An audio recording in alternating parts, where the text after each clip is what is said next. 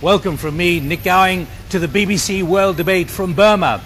Until a few years ago, protesting monks and anti-government activists were routinely rounded up on these streets. Now the military rulers have authorized political and economic reforms few ever believed were possible. Opposition leader Aung San Suu Kyi is now in Parliament after 2 decades in prison or under house arrest. Civil society has come out of the shadows. Most international sanctions have been lifted.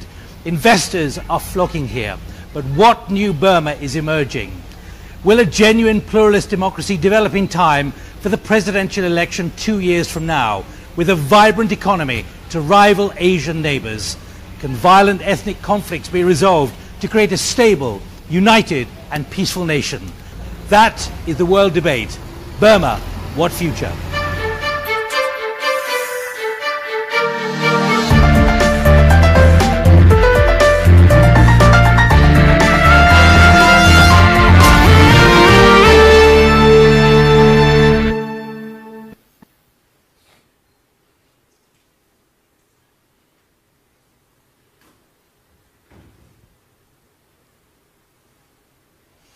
Well, you join us at the World Economic Forum in Naypyidaw, which is the capital of Burma. It's the first gathering of international business and political leaders to discuss the country's future. We're delighted to be joined by an extraordinary panel. Aung San Suu Kyi, democracy icon, former prisoner, Nobel laureate, member of parliament, chairman of the National League for Democracy, the main opposition party in the country. U Sotain, union minister in overall charge of economic affairs. He is described as the driving figure for reforms. He was Commander-in-Chief of the Navy. He now serves in President Thein Sein's office and is described as probably the closest minister to the president's thinking. Zinma Ong is a former prisoner. She spent 11 years in jail for distributing political statements, 9 of those years in solitary confinement. US Secretary of State Hillary Clinton named her International Woman of Courage last year as one of those watering the seeds of democracy. She remains an activist and co-founded the Yangon School of Political Science. Ladies and gentlemen, our World Debate panel.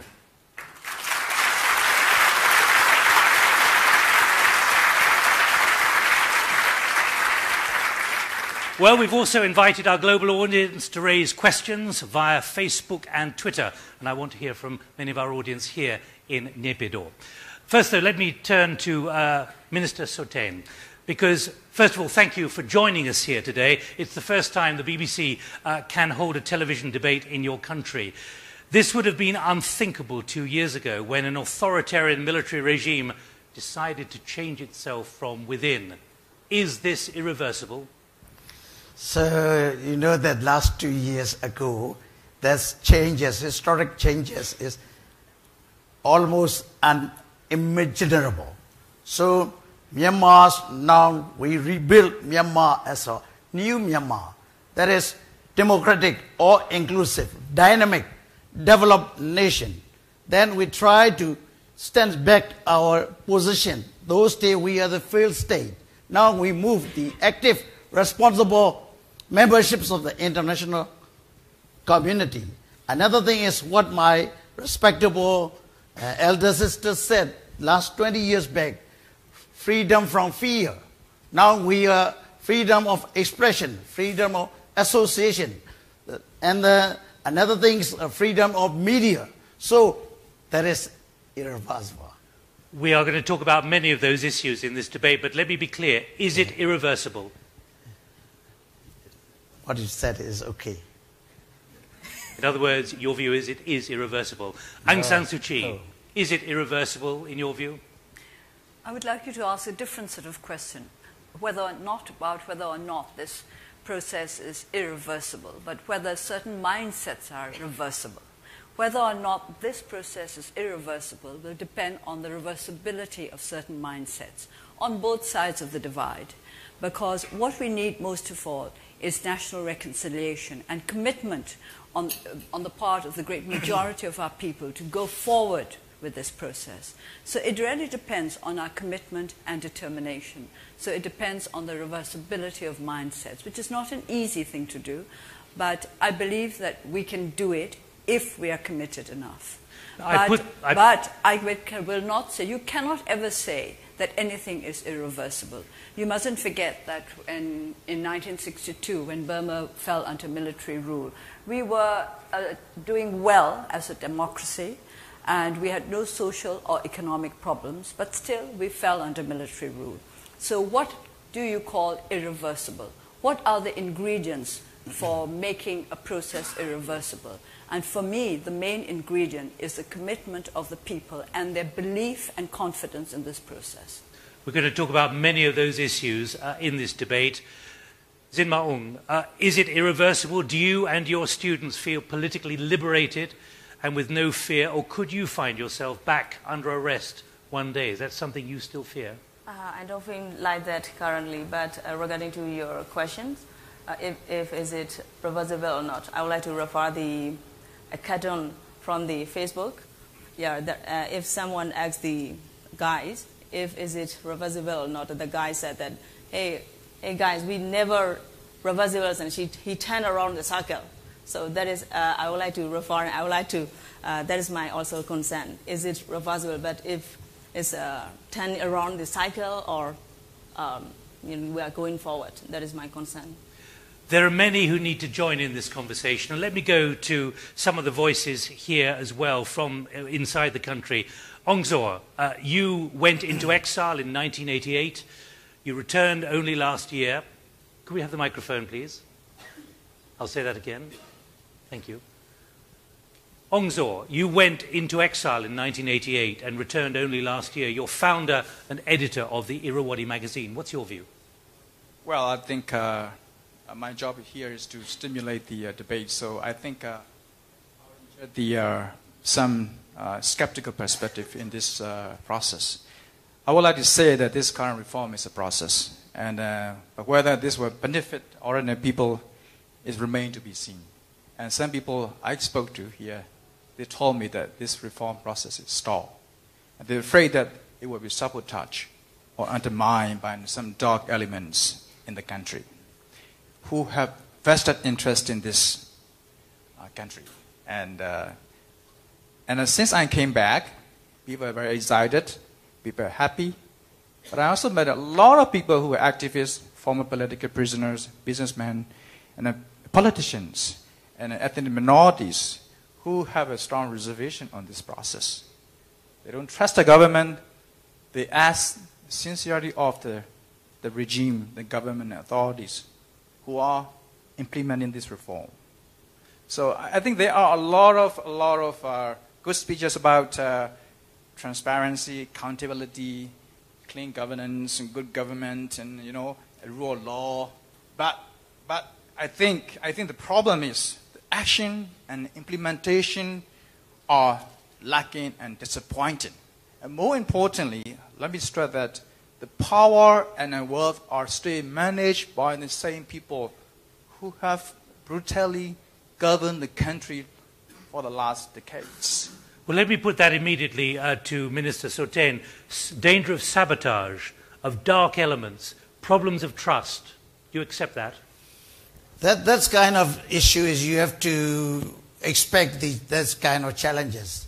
There will be other people, they want to reform, they like democracy. Other people sitting on the fence. Other people, they very accustomed to, happy with the old regime. So we have to expect that. We need to broaden the reformists. We will win. Aung San Suu Kyi, the danger of sabotage, dark elements at work, trust. I like the word trust. I'm not sure I like dark elements. It's a little melodramatic for me. But do you fear those kind of elements in or politics, you really have to keep your feet firmly on the ground. Of course, there's always a possibility of reversal. I said this earlier, that there's no such thing as an irreversible position. It depends very much on the commitment of our people. And that comes down to inclusiveness, which is something that we've been talking about a lot in this forum. If the people feel that they are included in this reform process, then it will not be reversible. Or at least, let me put it this way, that it will not be easily reversible. But if there are too many people who feel excluded, then the dangers of a reversal of the situation would be very great. Well, let's go to someone else who's just come back. Yun Mon Han. Vanessa, you've been abroad for several years. You left the country when you were young, seeking better opportunities in the US. Now you're back, running your own mentoring organization to guide Burma's next generation. What's your view of the way things are moving? Well, I believe my answer relates to inclusiveness. And I work with a lot of young people in Yangon. I live in Yangon. And these changes are very tangible where I live. It's the largest city in Yangon, or in Myanmar. It is the economic capital. And we do see all of these changes and developments before us. But for young people and disenfranchised people in the rural areas, 70% of our population, I hope that these changes will start to include their voices to address problems of unemployment, political participation, and not to forget the majority of our population. Jinma, when you're listening to this, what's your reflection? You're now running a school for political science about the danger of over-expectations at the moment. Yeah, also related to the anti and you. So because according to our experience, our school is now broadening citizen participation, especially based on the young people. So regarding to the inclusiveness of the transitions, the young populations and also the citizen participation is really important and critical for us. And also the political knowledge of our citizens is really critical if we can reversible or not. So.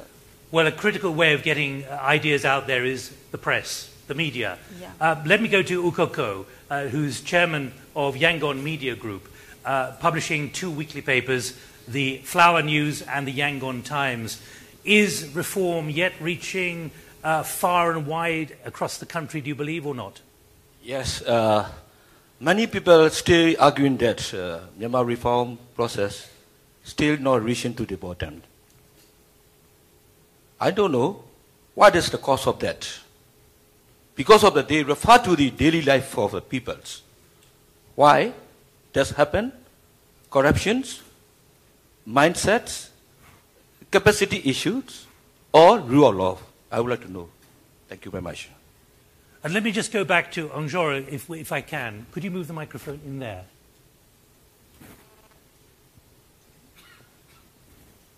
Anjor, as an editor, what restrictions are you still facing, particularly from the ministries?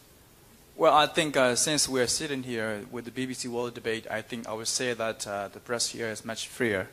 But at the same time, my question is to Minister Wu Sotae and also Daw Aung San Suu Kyi, is that whether one day in this long process, whether Ministry of Information is really needed, or that we should dismantle it one day if Daw Aung San Suu Kyi is today a president of Burma or Myanmar.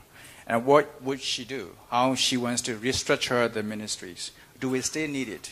So I think this is a question. There are a lot of things that we couldn't report about the past abuses, the atrocity committed by the top leaders, and large-scale corruptions. And then they stay enjoying playing golf and reading books and in a retirement home and a lavish compound. So if we write these reports and expose them about what will happen to us tomorrow, that's the question. Minister, you are still controlling the press. They cannot publish what they want to, including about generals. No, I don't think so. Freedom of press and freedom of media is now better and better. You have to consider about that the other side is Americans.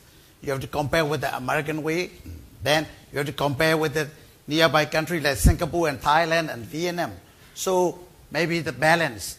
And you have to do step by step. We need what kind of things, what a mindset and capacity for everybody. That's the problem in Myanmar. You have a lot of capacity because you have experienced such kind of things abroad. But we have to think about the holistic view for the media openness. What do you mean by a holistic view? Because there's a population out there, 60 million people, who want to know what's happening in your country. Yes, they don't want it hidden. now you can use a private newspaper and something like that. You have to compare with the yesterday problems. Now better than last year, 2 years back. So better and better, I think so. Aung San Suu Kyi, you're now in Parliament. What needs to be done to improve freedom of the press still?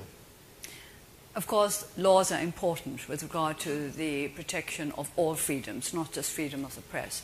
But I would like to respond to Kwanzaa's comments because there are two parts to it. One is that is there a necessity for a Ministry of Information? And the second one is there sufficient freedom of the press? It depends on what you mean by sufficient. We certainly do not have perfect freedom of the press. And I think there is too much fear.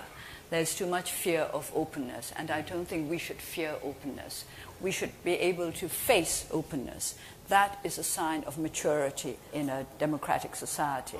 And secondly, with regard to the need for a Ministry of Information, information in itself, there's nothing wrong with it. What we don't want is a Ministry of Censorship. A Ministry of Information is all right, particularly if it helps to take information out to our 60 million better. Zinma, you were arrested and held in jail for 11 years for distributing leaflets. Do you feel you can act freely now? Yeah, compared with last 15 years ago, is a little bit freer and getting more media. A little bit freer? A little bit, yeah. Do you therefore constrain yourself in what you write? Do you hold back in what you write still? Yeah, currently, as I think about people in here now published, by the ex-political prisoners who wrote the novels or poems. Now they are publishing. In this extent, yeah, we are getting a little bit, yeah, But easy. let me just pick up on one point. This fear of openness we've just heard from Aung San Suu Kyi. Do you fear openness, Minister? Do you fear openness? No. It's one day you have to be. I already mentioned about my elder sister said 20 years back, freedom from fear. That is, we have to move. So people should read this book again. I don't afraid that. I would quite like the government to publish it for me. Yes, right. Don't forget. Aung San Suu Kyi, how much more do you want published at the moment then? Well, actually, people keep publishing my works and I don't get a penny. So I really don't mind who publishes my books. Don't you publish them online now? Oh, well, I don't know. Perhaps some people are publishing my books online. I don't do it myself. Let's move on to a very critical issue about the role of the military in a new democracy. We've had a tweet from Yahan Kadar in Binor in India. If you believe in democracy, then you have to remove the military, you in other words. Minister Soten, the military of 350,000 has dominated every aspect of public life in Burma for 50 years. Is it really ready? Is it really ready to release its undemocratic stranglehold in Parliament that means it can still block reforms and changes? What you said is absolutely correct. But the conditions, last about 20 years back, everything is doing by the military people. They thought that they can do everything. So now change, democratic government. The way you have to, abrupt change is not good for the country. So gradual change, what you have said, gradually, my point of view is gradually change. But how gradually? How rapidly? How gradually? How slowly? It depends on the parliament speaker. Yeah, our guest. I think I look upon this as an evasion of responsibility. Now, I do not believe in evasion of responsibility. But you were seen at Armed Forces Day very openly sitting alongside the chiefs of staff in the military, Aung San Suu Kyi. What's your view about the future role? Because the President has said they will still have a special place in the future of the country. I want the military to have a special place in the hearts of our people. And that is to say, I want a military that is professional and that is honorable and that is there to defend our nation and our people. And this is the kind of army my father anticipated when he founded it back in the early 1940s. Can it be changed after what's happened? Of course. I believe that change is always possible, provided we are serious about it and we are sincere about it. And I do believe that the great majority of our soldiers love our country but like the rest of us, I don't think patriotism is a reserve of any particular organization or any sector of the public. I think it belongs to all of us. And we all just have to agree on what the role of each institution within a democratic society is.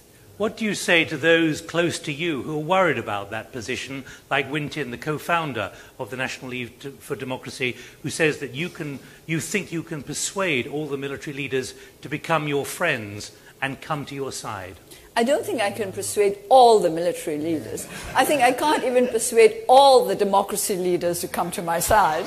So I think to think of persuading all the military leaders would be a little bit too much like wishful thinking. But I think that not I, but the majority of our people can persuade our military leaders that we should all work together for the good of our nation. And that would require an honorable professional army that has a true place in the hearts of our people. We have with us the Speaker of Parliament, who Minister Sotain mentioned, Shui Man, who's sitting here alongside me. You are described as creating a parliament now which is feisty, unpredictable, unafraid to challenge the president. What do you say to the Minister about the way the military's role will change in future? It is not only depends on Speaker, but also all of the representatives of the people. Also, all the people, their desire is the most important for military leaders and military change. Can you see a reduced role for the military in Parliament, where they essentially can block anything at the moment? No, because it depends on our Parliament members and also depends on constitutions. There are high expectations that the military-framed constitution will be changed as the next stage of democratization. So let's move on with that to Serge Pun. You have particular views about what is needed now with constitutional change. You are a major entrepreneur. You started from nothing. You now run your own company. You have 30 companies across 8 industries. But here are you worried about the Constitution? Well, actually, I'd like to ask Dosu a question. I'm sorry if it's a bit too public here, but... Can we talk about the Constitution for the moment? Yes, that is so. Then you can ask the other question later. That's democracy. Okay. I think the Constitution as it stands today is a vast improvement of what it was before. But if you say, do we need improvement? Do we need amendments? I think we definitely do. And the issue of 25% of the legislature being occupied without election, is that democratic? It's a very hot topic of debate. And that is my question to Dosu. What do you think are the chances for the Parliament to amend the Constitution in order to pave the way for you to be president? That is not the only part of the Constitution that needs to be amended. I think there are many other aspects of the Constitution which should be a worry to those who believe in democracy. But I will also have to make the point that this Constitution is said by experts to be the most difficult constitution in the world to amend. So we must start by amending the requirements for amendments. We have first got to make the Constitution amendable. And then we start thinking of which parts of the Constitution we are going to amend. And of course, there's a debate about whether we go piecemeal or whether we go for the whole thing. We just renegotiate the whole constitutional process. But first of all, it's got to be made amendable. At the moment, you require more than 75% to amend the most serious parts of the Constitution. And I always say, apart from the fact that, of course, 75% of the seats are not really filled by civilians because there are some constituencies where there have been no elections. So even if we had the full quota of 75% civilians, I always make the point that we would need at least one brave soldier to stand with us. And then we can amend the Constitution. And then we have to go for a referendum. Excuse me, I want to add on what my elder sister said. So the Constitution is doing by the human being. So you can amend by the human being. This is not the permanent one. That's what we said. Another thing is for the democratic point of view and for the all-inclusive point of view, you have to measure the constitutions. That's piece by piece. You have to, the justice should be the democratic and all-inclusive. That is the main point. Jinma. Yeah, I would like to ask regarding to the 25%.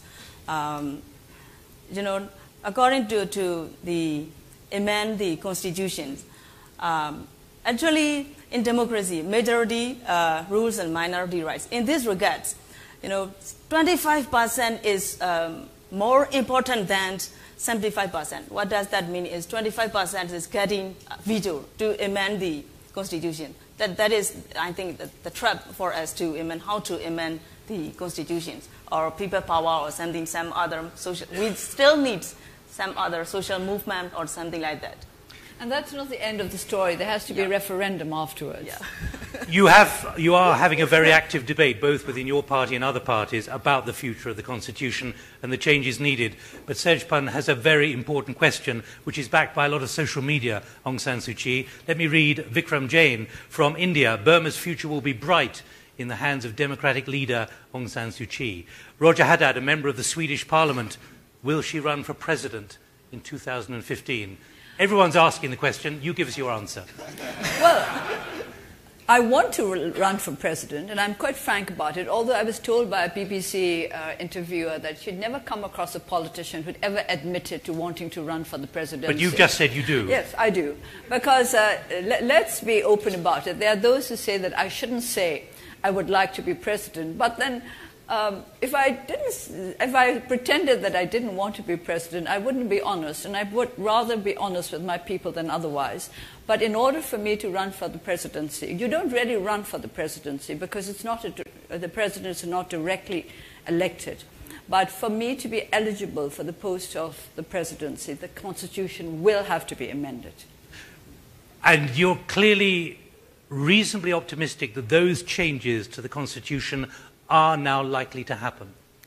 I don't believe in indulging in optimism. Let me put it this way. I've always said hope has to be backed up by endeavor. So rather than being optimistic or hoping that the Constitution will be amended, we're going to work for the Constitution to be amended. Right, let's move on to another issue, because there really are high expectations that the military-framed constitution will be amended. And a massive challenge now is reconciliation with both political activists and ethnic minorities. Let me give you a sample of this. Adrian Enriques from Jamaica. President Thein is making some really positive reforms that has implications for a good economic and political future for Burma, but ethnic and social problems are a setback. Well, we know that over the years many political activists have been found guilty under military justice and jailed, often for long periods. 850 political prisoners have been released in the past 2 years. President Thein Sein said only this week all prisoners of conscience will be released. It's believed there are around 200.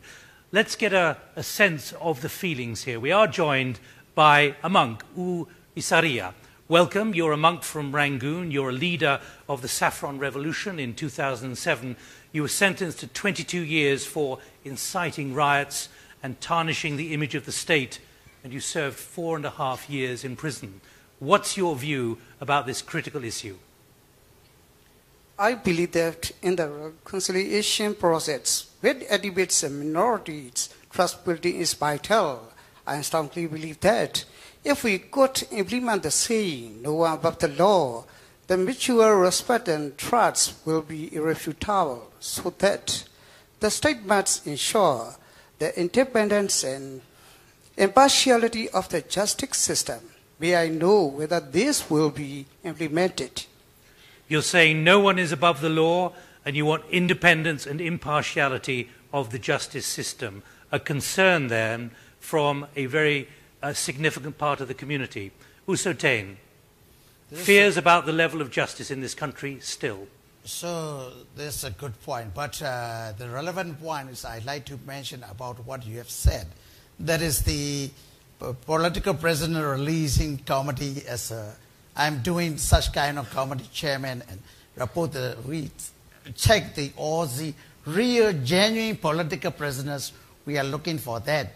We plan to do step by step, and I think maybe the end of the year, genuine people, genuine political prisoner will be released. But no one above the law, that's what we're hearing from U Isaria. Other things, the former government is doing such kind of things, what the CRO said. Now we did in the transparent way, and judicial is independent. No, it is not independent. The judiciary is not independent. The judiciary is very much under the control of the executive. To begin with, it's the president who appoints the chief justice and the justices in the regions as well. So what we have to do in order to establish rule of law in this country, which is absolutely necessary if we are to go forward with the reform process, because that's a key ingredient of inclusiveness. If people feel that they're all partaking of the protection of the law, that's a first step towards a perception of inclusiveness. And in order to have rule of law, we need a free and independent judiciary. And I must disagree with Usotain, and since I'm his elder sister, he's got to listen to me. The judiciary is not independent. It's according to the Constitution. When you have to amend the Constitution, it's okay. Then another thing is we have to strengthen the rules of law. So lack of capacity, lack of management, many things we have. Now we are doing the US government, the EU government, Australian government, trying to give assistance in the security apparatus and network of communication, network of strategic communication.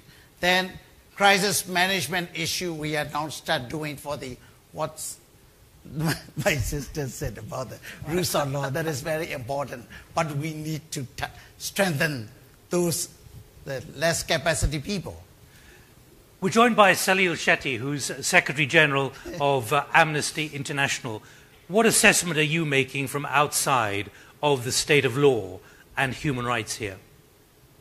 Well, first of all, I think Amnesty International has not been allowed to come to this country for a long time. So the fact that I'm here is already a very positive sign that the government is rethinking its approach. Many of the political prisoners that Amnesty International has campaigned for decades are now free. Of course, Do Su is one of the most well-known of them, but there are many, many others who have been released, so we have to first appreciate that. But one of the things I think people don't know, particularly outside Myanmar, is that this country is one of the richest countries in the world in terms of natural resources and cultural diversity.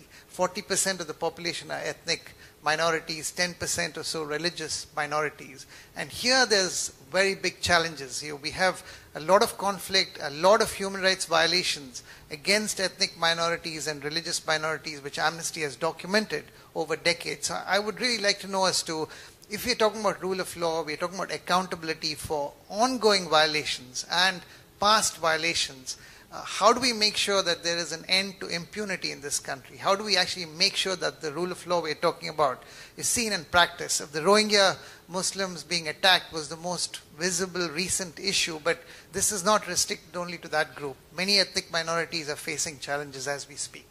Let me add that we've had a lot of tweets and Facebook on this. Here's one from Billy Mayaya, a human rights activist from Malawi, who says right now the government of Myanmar is releasing syrupy rhetoric, but is it ready to account for the atrocities of the past? Jinma, do you want revenge? Do you want accountability for those who've done whatever they've done here in recent years? As a political prisoner, I personally, I do not have any sense of revenge. But the thing is, justice is really important. What we would like to show for the next generation, what was really happening in the past is our history. So that is, what I would like to highlight and promote for our next generation. Where could this therefore go? After all, in South Africa, they've had a truth and verification. I'll say that again. Where could this now go?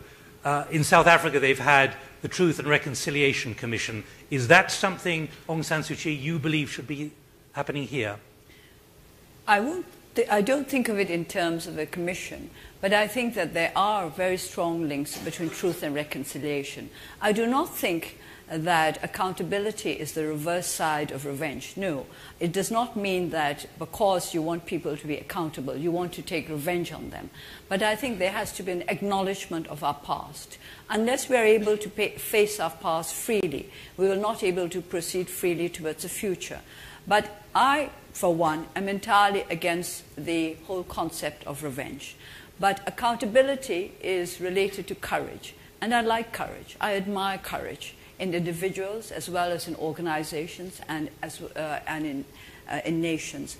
And I would like us to have the courage to be able to face our past squarely, that the same mistakes may not be repeated in the future, but making it quite clear that I personally am not for trying anybody or punishing them or seeking revenge or taking the kind of action that will destroy people for what they had done in the past. Because I believe in accountability, but also I believe in people's right to redeem themselves. Usotain, it's important to underline you were nodding agreement there about looking and examining the past. So you have to think about the right blend for the understanding of the past and appreciation of the evolving or present dynamic. That should be sometimes you have to think about that. What you have said is absolutely correct, but we need time. We are in the dark age or the other system about 60 years, not 60 months, not 6 years. 60 years is 60. Is too long. Now 2 years. We have idea to arrange for everything we have to change, but we need time because we need time for tighten the rope about 60 years. So you have to untie the rope. It is sometimes very difficult for me, but we must do. We must think about the democracy. We must think about the economic development for the 60 million people. That is some main things. We will come on to that later in this debate. But let me pick up what Amnesty International was talking about, particularly about the minorities, because Burma's new name is the Union of Myanmar, and a major ongoing threat to the stability and future economic prospects of this nation comes from various armed rebel groups and ethnic minorities challenging that union. A key challenge is from 800,000 Rohingya Muslims who are stateless. The UN labels them one of the most persecuted minorities in the world. Well, Abul Tahey is chair of the Union National Development Party, a largely ethnic Rohingya party. We asked that he come to this debate, but he couldn't get access. So I went to his office in Yangon, where he recorded this question for this debate. So we're delighted that we've been able to come here. Rohingya as well as Muslim communities have been denied full-fledged citizenship since 1982 citizenship law comes into operations, which contravenes Universal Declarations of Human Rights, Article 7 of UN Conventions on Rights of Child, and also all international norms, but also contradicts 2008 constitutions, also one citizen throughout the country, which was paid by our national hero, General Aung San. So my question is, shouldn't it change by leaders with retrospective effect? And isn't it an obligation of leaders to protect minorities from the influence of majorities, to promote rights and integrations? Thank you. Minister, the obligation of governments to protect minorities, like the Rohingya. So we have to protect the human, what you call the people's security. Nowadays, before that we are thinking about national security, including that we give more focus and more share to the trend is changed to people's security. That is, what I mean is the community security, human rights security, then political security, personal security, health security, environmental security, economic security, food security, such like that. In future, we have to protect those who stay in our territory. That's our duty. But human rights monitors Yes. are claiming that the army is condoning and even participating against the nation's Muslim minority. No, that is a very complicated thing. We have to discuss it all, just like the commission and something like that. Well, let's get a reflection on this. If we can go to Chant Mint U, who's a historian, about how important this ethnic minority issue is for the future of Myanmar. It's critical. I mean, in one way, this has been an issue that's been with the country since independence or even before independence. Myanmar was a multi-ethnic, multicultural country before British times. In British times, the colonial power ruled different parts of the country differently. There were lots of immigrants who had come from India over the 50, 100 years of colonial rule. And so this question of what is it to be Burmese or to be Myanmar has been a central question throughout our politics since 1948. The Civil War, the armed conflicts began in 1948-49, partly on issues of identity, partly on issues of nationalism. We are now at the end of, we hope, of 70 years of armed conflict in this country. And I think everyone accepts that there is no way forward, there's no way towards democracy, there's no way towards economic development until the armed conflicts are resolved. But around that is a much broader issue of what does it mean to be Myanmar? How can we forge a more inclusive national identity? It's not just about the Myanmar Burmese majority and different ethnic minorities. We have millions of Myanmar people in Thailand. Are the children born there Myanmar or not? We have immigrants, Chinese immigrants, for instance, from China who've come in over the last 10 years. Are their children who were born here Myanmar or not? I mean, it's a much broader issue of inclusiveness and identity that's central, I think, to the politics of this country. Thank you. Could I just pause for a service message? Can I just tell my colleagues in the gallery that I'm not hearing you? My earpiece has gone down. So if you think you're talking to me, you're not. I can pause, but I will continue, but just so you're aware of that at the moment. Let me move on with the next bit then, because, well, Abu Tahir has met President Obama and British Prime Minister in Rangoon, David Cameron that is, but not yet Aung San Suu Kyi. So he had this question for you, mentioning that you're the daughter of General Aung San, the country's independence hero.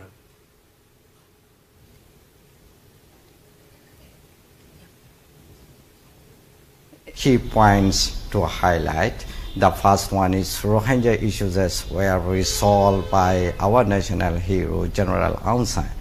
Aung San Suu Kyi is daughter of General Aung San. Second point, Aung San Suu Kyi is internationally recognized democratic icon.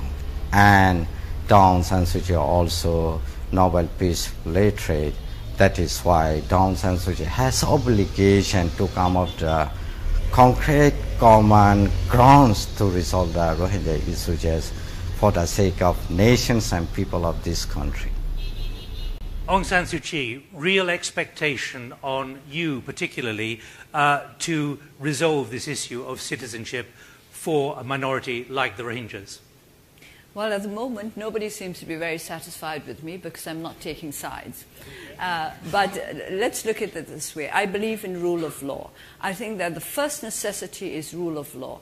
In the Rakhine, until people feel safe, until people can be sure that they will not be killed in bed or their houses burned above them, they're not going to talk to each other, and there is not going to be any kind of genuine reconciliation. So because I believe in rule of law, first of all, I believe that everybody must be entitled to security under the present administration, and that the administration must do everything possible to ensure the security of all peoples in our country, whatever their race, whatever their religion. And secondly, when I say rule of law, it also means the law with regard to citizenship. And that I look at it in two steps. First of all, are all those who are entitled to citizenship under the 1982 law now citizens? Have they been given citizenship in accordance with the 1982 law? That is the first thing we have to look at. And then secondly, we must reassess the 1982 law to see if it is in line with international norms. That is what rule of law means, and it's not an exciting answer that I'm giving you. And people don't like it because they prefer the sort of things that they can flash in the headlines. Well, pragmatism is clearly a way ahead, but what is fascinating is the number of people who've contacted us in advance, like Yusra Bentrif from Maknes in Morocco. How can a Peace Nobel Prize winner stand silent when an ethnic cleansing is going on in your own country? Patrick Pitts, based in the UK. Why is Aung San Suu Kyi silent about the massacre? I have not been silent. I'm merely asking the questions which others are putting. Massacre of Rohingya Muslims in Burma. These are the perceptions. And there's one from Facebook as well. Noor Ryan Arabisha from Singapore. Such violence shows a clear indication of the government's negative approach in dealing with ethnic and religious tensions. How can you contribute as a flag bearer for pro-democracy movement and a Nobel Peace Prize recipient? That's what we've been hearing from around the world. People who are now very aware of what is happening with the ethnic minorities in your country. Well, first of all, as I said, I have not been silent. It's just that they're not hearing what they want to hear from me. But I cannot doctor my answers to please everybody. I have to say what I believe in. And I believe that rule of law is the first step towards any kind of solution to the problem in the Rakhine State and other parts of this country. And of course, that's not an exciting answer. So people would rather think that I was not saying anything than that I was saying something so boring that they'd rather not hear. But it is a practical need. And as I said, then we must get to the point of reassessing the law to see if it comes up to international norms or not. And I would like people all over the world to understand that we are aware of the difficulties in our country, and we are doing our best to cope with it. When I say we, I'm not talking about the government. I'm talking about ordinary people in Burma, because Burma is made up of different races and different religions. And I really must take up this question of Burma, Myanmar, which you mentioned just now. It reminds me very much of a line by, I think, Paul Collier in his book, that it's easier to rename a country than to change it. As you know, Burma was renamed Myanmar sometime under the previous military regime, 1991, 92. Well, suddenly one day they decided that they were going to change the name of the country. Now, the reason why I stick to the name Burma is because the country was not changed in accordance with the will of the people. The people had nothing to do with it. And also, I think that there was something intrinsically dishonest about the change in name. The implication that Myanmar refers to all the ethnic nationalities of Burma, which it does not. Myanmar is simply a literary form of Burma, which means just the Burmese ethnic group. So I want to make this quite clear, because if we are going to resolve our problems, we've got to face them squarely. It's not going to make them go away simply by putting a different name onto it. And it's the same thing with the problem of our Muslims in Burma. It's a big problem, it's a complicated problem, particularly because Islam has spread worldwide and there are Islamic links everywhere, and anything that happens everywhere in the world is known immediately. Well, you've written a sky full of lies, so I don't have to explain It's about mobile phones. Yes. Zinma, when you hear that, what's your view? Because 40% of your country's population is an ethnic minority one way or the other. How do you get reconciliation? Do you have optimism that there are 13 agreements now, at least ceasefires in place? A 14th agreement was put in place last week. Is that showing a determination to at least address these issues now? And firstly, the reconciliation still needs transparency and accountability. So that is one thing. And also, regarding to the reconciliation, all the ethnics, including the Burmans are socialized by the past regime. So I think that it takes time. So that's why in the past, when the fight between the KIA and the Burmese military fight, we visited. I have been there for 4 times to the IDP camps. I just want to explain then the fighting is just between the Burmese military, government military, and the KIA, not fighting between the Burmese people and the Kachin people. That is, I always would like to raise the sense of the fightings and between the ethnic peoples and Burmese majority. Well, as we heard from U Thant Minh there, this is so critical for the future of your country. And what I'd like to ask you, U Sotain, based on one of the tweets we've had from Tazwin Ayungji, I hope that's pronounced correctly, from Burma, the co-founder of the World with Conscience, is federalism potentially the solution for the ethnic conflict? Will people need explicit constitutional guarantees, i.e. equal protection? Sure, what you have said is absolutely correct. What we are going on is after the ceasefire or some agreement, what we have said, then we are now doing on the framework for political dialogue. Then we start doing the political dialogue all inclusive as a meeting, huge meeting. Then we are thinking about what you said about the federalism. That is a sharing of power, sharing of resource, just like, for example, in Germany is doing such kind of federalism. Federalism is not the, those days, 1962, the people are afraid of federalism as a ghost. Federalism means other definition. Now federalism is not like definition. It's a power sharing and resource sharing and equality for the nation and races people. Is there a sense of urgency in the government understanding the enormity of this challenge if nothing or not enough is done at high speed? Is there a sense of urgency in government about all these issues, about ethnic minorities? Yes. A sense of real urgency? Yes, we have to move as quickly as possible. Now we understand and trust building with the nation and races people. Those days we are fighting, now not fighting, and we are on the table and dialogue for the political dialogue doing process in the peace center.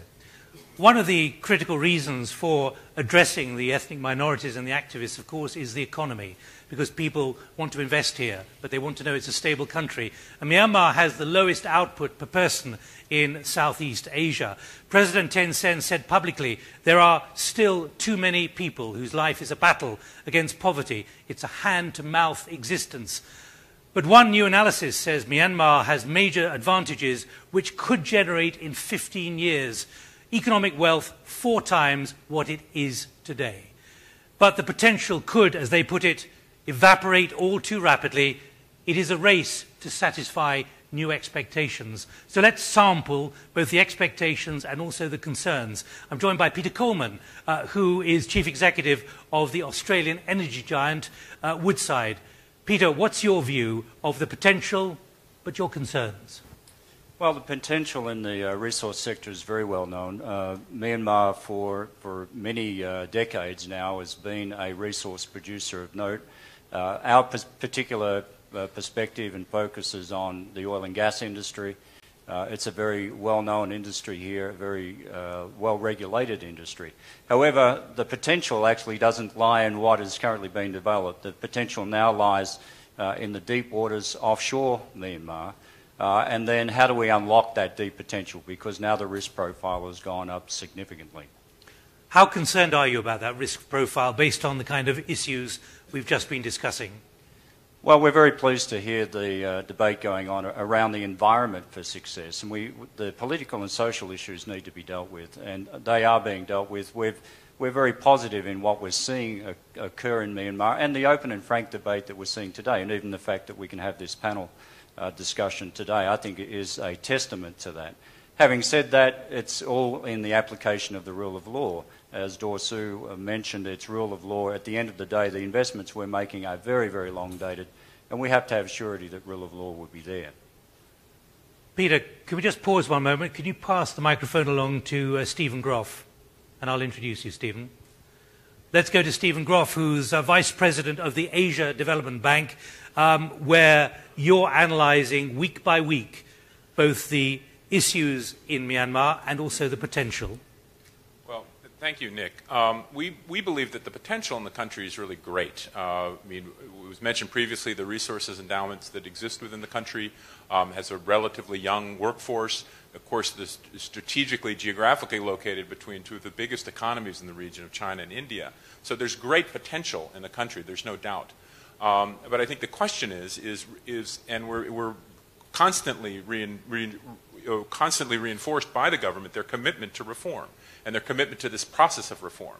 But that process needs to continue, and that process needs to deepen, and it needs to strengthen over time. What kind of questions do you have from the bank? Well, we have questions around issues around inclusiveness and how inclusive growth will be in the future. I think we heard questions earlier about the reforms not being poor people not yet benefiting from this reform process. So again, when we think about economic development, when we think about investment, we need to be thinking about economic development and investment that's going to benefit the 70% of the country that lives in quite dire straits. And so I think that this is going to be the critical question, and this is going to be the critical challenge of the country moving forward. The critical question of inclusiveness, Minister. So now for the resource concern, we are the rich resource country, everybody knows that. For the transparent and accountable, we just, as a candidate of the EITI members, that is the Extractive Industry Transparency Initiatives. After that kind of things, we are the member of that kind of association. There will be transparent. That is the government and company and the civil society. You can check how much revenue we have. Then all transparent, and all the ethnic people, they understand how much revenue the country get for that issue. And another thing is the what I already mentioned about the resource sharing. So that's at that time everybody can get the benefit from the resource. Aung San Suu Kyi, this issue of inclusiveness, how much do you fear that this will not happen? Not least because of the level of cronyism, and that's an extraordinary word I keep hearing being repeated here. Cronies, those who are too close to the military and the former governments who've made their money but not benefited the people at the bottom. I think you have to be a little careful about that, because some people who made a lot of money over the last 2 decades are now supporting many humanitarian activities, and I've accepted their donations in order to help humanitarian causes. I have no compunctions about that, because I think it's better that they should use their money in that way rather than, for example, buying another private jet or something like that. But with regard to inclusiveness, for our society to be really inclusive, we have to look to our rural community, because almost 70% of our people live in the rural areas, and their living depends on agriculture. So if we want our process to be inclusive, it means that there must be a greater share for everybody in the economic growth and development that we expect. And I have been making the point over the last few months, because since we entered 2013, that we're now entering the 3rd year of reform. And all right, good intentions are very well, but what we now want to do to see our results in the way of a real change in the lives of our people. And if you talk to the man on the street, if you talk to people in a village, a woman in a village, the great majority of them would say that their lives have not changed in any way since 2010. And I think we have almost passed the short-term benchmark. After 3 years, I think you can't keep on saying this is the short term. We will have got into the medium term. And our people will expect results. They will want to feel that they have been included in the process of change.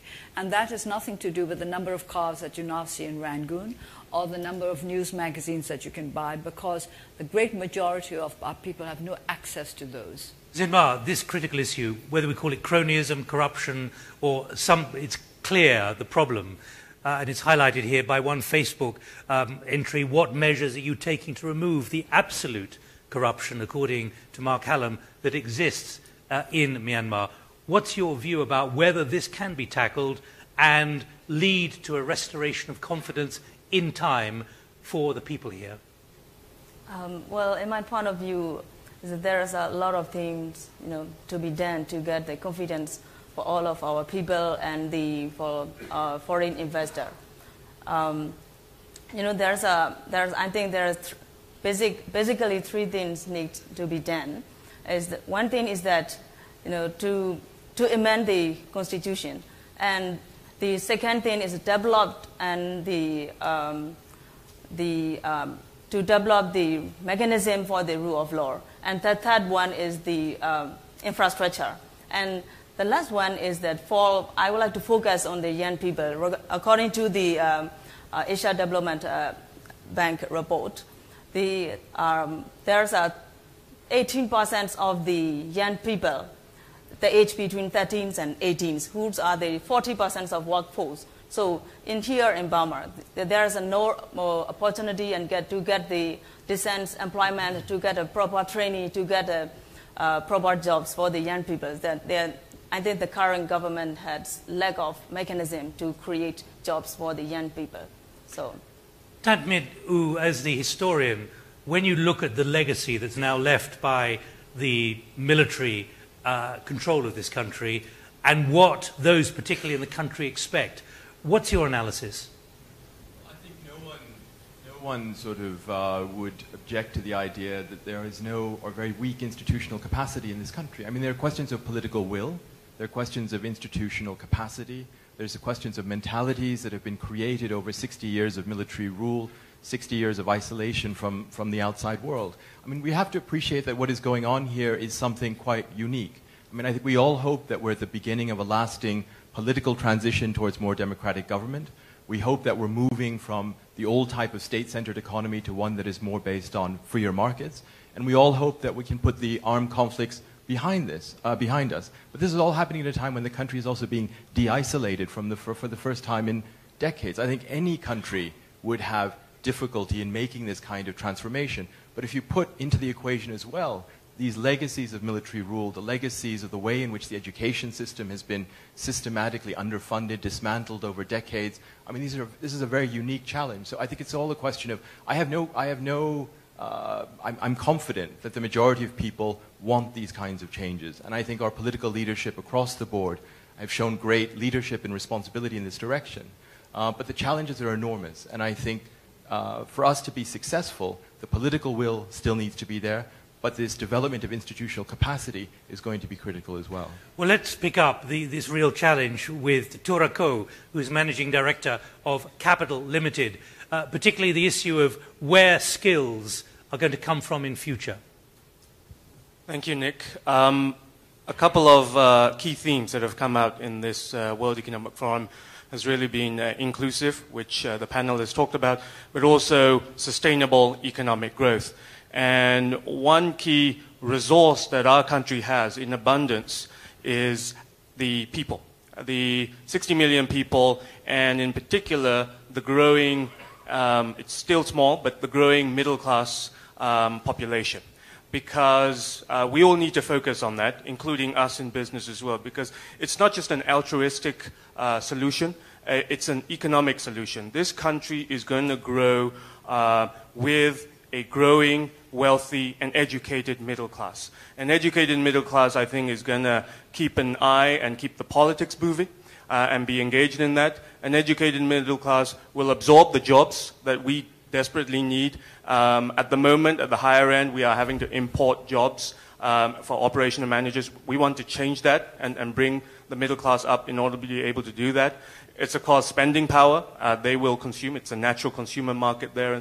And ultimately, it's educating this middle class group as well and equipping them. Initially, in the shorter term, it's probably vocational schools and vocational skills, but we quickly have to move on to deeper education as well. So that was my comment, and I'd welcome the panel's views on challenges and solutions to growing this middle class, which is a huge resource we have.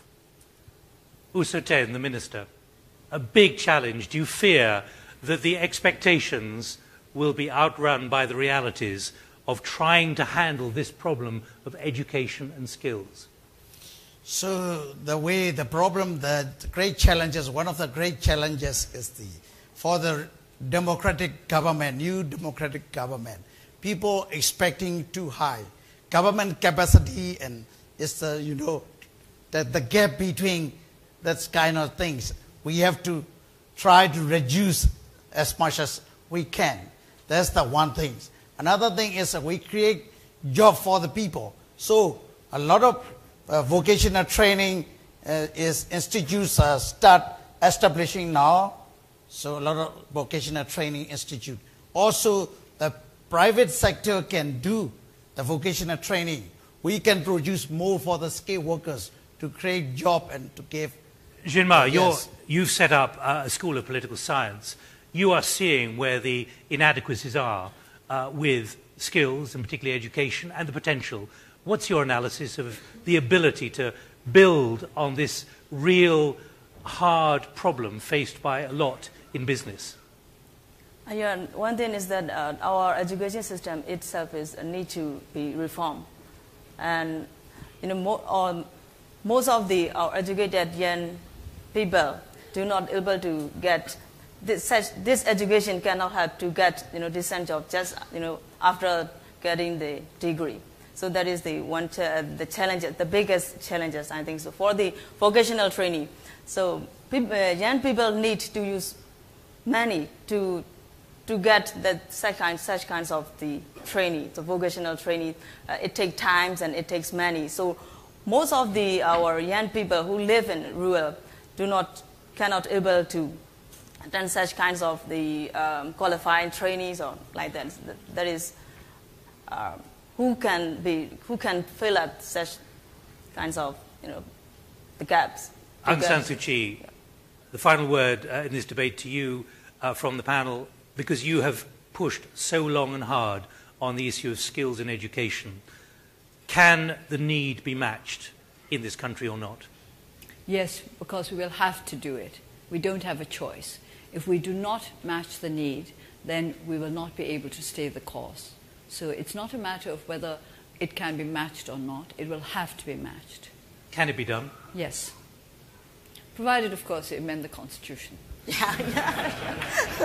And with you as President? Yes.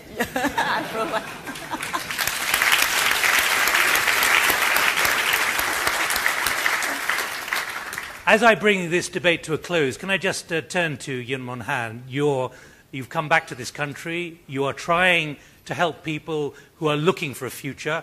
How do you feel about the debate we've had here? Does it give you optimism, or do you still have caution? Like Aung San Suu Kyi has said, I am cautiously optimistic about the future. I have seen many changes before me, and they've been positive. And from a systemic level, I do believe we are on the forward path to democracy. It may not be perfect, but there are other countries who have been struggling with the issue of democracy for 200, 300 years, and it's still not a perfect system.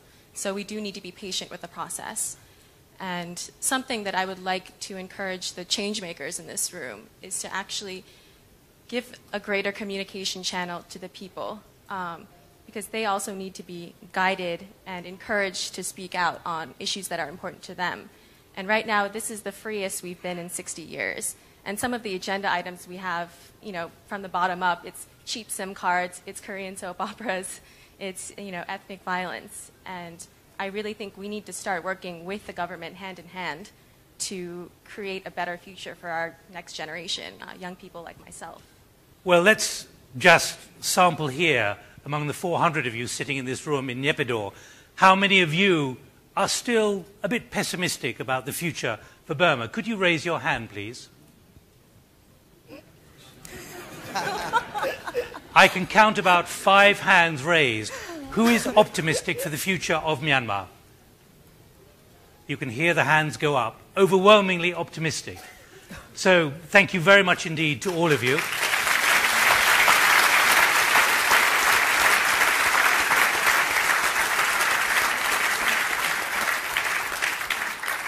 No.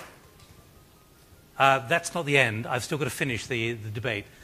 Can I thank all our panel here in Naypyidaw, to Minister U Satain, thank you very much indeed, Aung San Suu Kyi, and of course Myanmar as well. Thank you for joining us here, being so frank and confirming you'd like to be president one day, Aung San Suu Kyi.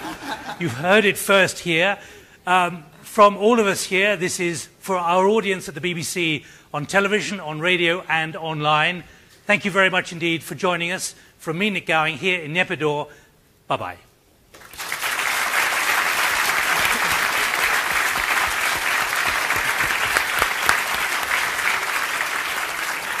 Now, please just stay seated as I requested at the beginning. We can